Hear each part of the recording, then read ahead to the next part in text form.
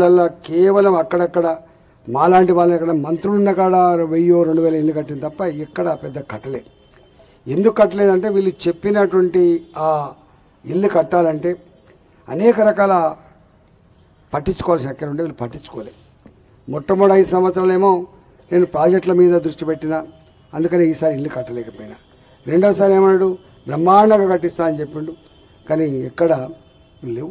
ఇవాళ ఎక్కడ పరిస్థితికి వచ్చిందంటే దేశవ్యాప్తంగా మోడీ గారు 4 కోట్ల ఇళ్ళు పేదవాళ్ళకి కట్టిస్తే ఈ పక్క రాష్ట్రమైనటువంటి ఈ పక్క ఆంధ్రప్రదేశ్లో కూడా దాదాపు లక్షలలో 18 లక్షలు 20 లక్షలు కట్టితే ఇక్కడ మాత్రం ఎక్కడ ఇల్లు పెద్ద కట్టించలేదు.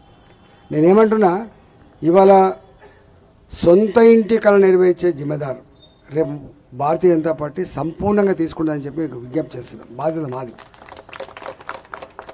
రెండవది, ఇవాళ కరోనా వచ్చినప్పుడు మీరు చూసిండ్రు, కేంద్ర ప్రభుత్వం నుంచి ఇప్పుడు అప్పుడు మంత్రిగా ఉన్న కాబట్టి తెలుసు నాకు, అనేక రకాల సపోర్ట్ చేసింది కేంద్ర ప్రభుత్వం.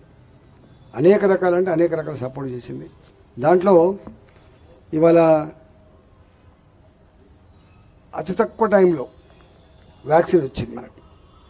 5 కిలోలు చొప్పున బియ్యం ఇచ్చిండ్రు. ఇప్పటికి తింటున్న బియ్యం పేరేమో కేసీఆర్ చెప్పుకుంటాడు, వాస్తవంగా కరోనా వచ్చినప్పటి నుంచి ఉపాధి కోల్పోయి వీళ్ళు రోడ్ల మీద పడ్డారు. వీళ్ళు కోలుకోవాలంటే ఇంకో 10 ఏళ్ళు పడుతుంది. అందువల్ల 80 కోట్ల మందికి, దేశంలో 80 కోట్ల మందికి నెలకు మనిషికి 5 కిలోల చొప్పున ఇవాళ బియ్యం ఇచ్చి, రేపు ఇంకొక 5 సంవత్సరాలు బియ్యం ఇచ్చి ఆదుకుంటున్న వ్యక్తి నరేంద్ర మోడీ గారు మాత్రమే. గుర్తుపెట్టుకోండి, నరేంద్ర మోడీ గారు వ్యాక్సిన్ ఇచ్చిండు, ఫ్రీగానే బియ్యం ఇచ్చిండు కరోనా వచ్చినప్పుడు. ఇంకెందుకమ్మా మీ చుట్టాలు, మీరు మన ఎప్పుడో 50 ఏళ్ళ క్రితమో 60 ఏళ్ళ క్రితమో మన ఊర్లలో మనకు ఉపాధి లేకపోతే ఇక్కడికి వచ్చినాం. మనం 20 గజాల 30 గజాల 50 గజాల 80 గజాల మనం ఇల్లు వేసుకొని ఉన్నాం. ఇక్కడ 75 ఏళ్ళు అవుతుంది స్వతంత్రం వచ్చి. ఎంతోమంది ముఖ్యమంత్రులు పోయిండ్రు, ఎంతోమంది ప్రధానమంత్రులు కూడా పోయిండ్రు.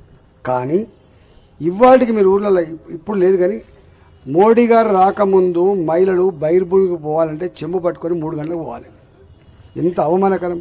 మీరు ఎప్పుడైనా చూడండి, ఊర్లలో పోతే చాలా మార్పు వచ్చింది. ఊర్లలో ఇంతకుముందు లేక కంచెలు లేవు. కంచెలు ఉంటే మన కింద మూతుకాకులు, సాటు, పశువుల కింద మేత ఉండేది. ఇక్కడ ఉన్నాయి కంచెలు, ఎక్కడ కంచెలు లేవు.